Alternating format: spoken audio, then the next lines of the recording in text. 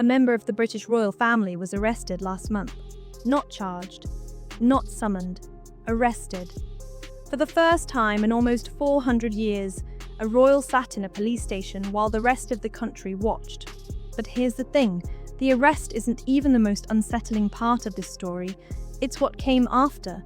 It's the reaction, the attitude, the almost total absence of self-awareness from a man who, by every account from people who've actually been around him, still genuinely believes none of this is his fault. In this video, we're getting into all of it. The 11 hours inside Aylsham Police Station, the expert who says Andrew still thinks he's anointed, the 2 Crown Estate properties he's now lost, and what this nightmare is doing to his daughters, Beatrice and Eugenie, who are quietly being pulled apart by it. Later in this video, we'll get into what Andrew was reportedly focused on the moment he left that police station. And I'll tell you now, it had absolutely nothing to do with the investigation.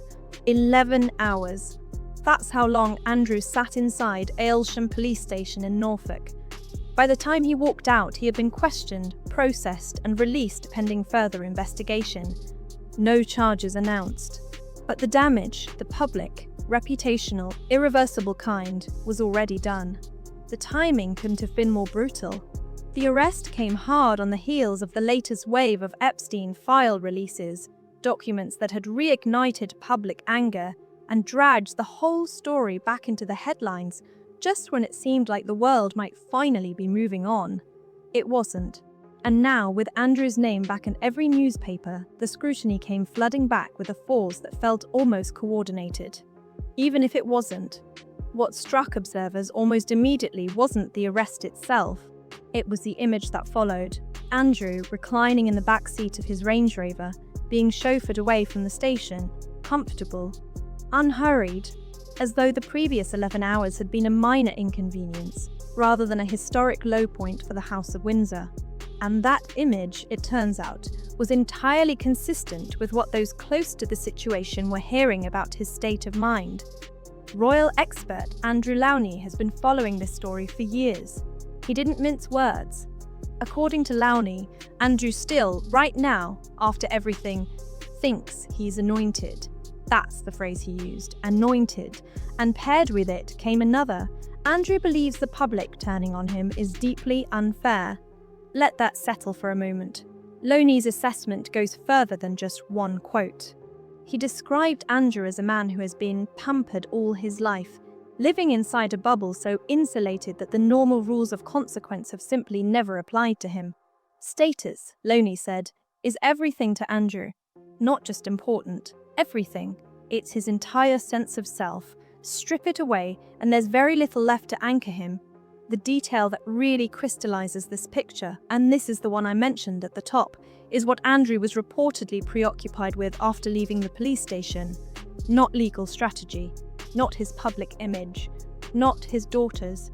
According to Lownie's account in The Guardian, Andrew was fixated on whether he could take his horses up to Norfolk, he was going to take care of the dogs, and where he was going to park his car. That's what was going through his mind. Horses, dogs, parking. You almost don't know whether to be shocked or just deeply, quietly sad, because what it reveals isn't arrogance in the theatrical Hollywood villain sense.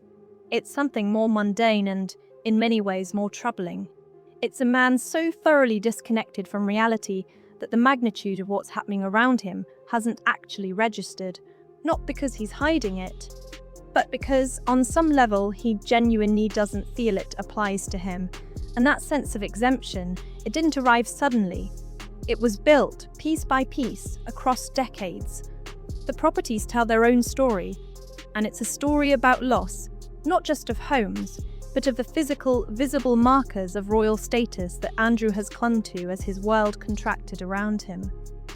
Royal Lodge was the crown jewel, the Grand Windsor estate that Andrew had occupied and, by various accounts, had no intention of ever leaving. By late 2025, he was gone. The palace had made its position clear, and Royal Lodge, one of the most coveted addresses on the Crown estate, was no longer his. Now comes the East Lodge. a Grade 2 listed cottage in Berkshire, close to his former Sunning Hill Park residence, leased at £13,000 a year. Reports confirm that Andrew has moved to terminate that lease too. It's a fraction of the size of Royal Lodge, a footnote architecturally. But the significance isn't the square footage, it's the pattern. 2 Crown Estate properties, surrendered in relatively quick succession. 2 more threads of a life he built, slowly unravelling. Think about what the Crown Estate represents to someone like Andrew. These aren't just places to live, they are proof. Proof of position, of relevance, of belonging to something larger than himself. Every time one disappears, so does another piece of the identity Lownie described. The identity that, according to those who know him, is the only one he has ever known. Where he goes from here, physically, practically, remains unclear. But the direction of travel is not. What's being discussed far less openly, but what Lownie raised directly, is the impossible position this places on Beatrice and Eugenie. Both daughters have spent years carefully managing the distance between their own public images and the gathering storm around their father. Eugenie, in particular, has cultivated a relatively positive profile. Beatrice, similarly, has stayed out of controversy. Both have their own lives, their own families, their own futures to protect. But Lownie put it plainly. They are caught between a rock and a hard place over loyalty to their parents and their future. That's not a comfortable middle ground. That's 2 forces pulling in opposite directions with no clean resolution. Because what do you do when the parent you love is also the story everyone wants to talk about? When standing beside him publicly looks like endorsement and stepping back publicly looks like abandonment. There is no right answer. And the longer this continues, the more untenable that position becomes. The family dynamic here is one the palace has never had to navigate quite like this before. A disgraced senior royal whose situation keeps escalating, with 2 daughters sitting directly in the blast radius. Then came Ken Wharfe. Diana's former bodyguard isn't someone who speaks carelessly. SAS-trained Scotland Yard inspector, personal protection officer to the Princess of Wales from 1988 to 1993. He spent years inside the world that Andrew inhabited. He saw him up close, in private, in professional settings, during a period when none of this crisis had yet arrived, and this week, Wharfe chose to speak. He said without hesitation that Andrew was one of the most arrogant individuals I've ever had the misfortune of meeting. Not one of the most difficult, not one of the most entitled, the most arrogant. In a career that took him through the innermost circles of the British establishment, that's not a throwaway comment. That's a professional judgment from someone with a long frame of reference and no particular incentive to be cruel. And what makes it land so heavily right now is the context. Because Wharfe isn't describing the Andrew of today, the embattled, arrested, property-shedding Andrew of 2025 and beyond. He's describing the Andrew of 30 years ago, before Epstein, before Newsnight, before any of it. The behaviour wasn't a response to crisis, it was always there. Which brings us to the pattern. And once you see it, it's genuinely difficult to unsee. Go back to November 2019. The Newsnight interview. Andrew sat across from Emily Maitlis and delivered what was, by near universal consensus, one of the most catastrophically misjudged television appearances in modern British history. Not because he was caught off guard, but because he walked in confident, assured that he could handle it, certain that his explanations would land. Staff at the time reportedly couldn't understand why anyone had signed off on it. He didn't see the problem then, either. Then came January 2022. The stripping of his military titles and royal patronages, a formal, public, institutional withdrawal of the symbols he'd spent his entire life collecting. A humiliation mapped out in an official palace statement and reported around the world. His response, according to those around him, was not reflection, it was grievance. The Virginia Jeffrey civil lawsuit, the settlement, the Epstein friendship that stretched back decades, each chapter in this story has followed the same arc: denial, defiance, a quiet insistence that the world has misunderstood him, that the rules being applied to him are being applied unfairly, that he uniquely is being persecuted rather than held accountable. And now, following an arrest that made history for all the wrong reasons, the expert who has studied him longest is telling us the same thing is happening again. He still can't see what the problem is, Lownie said.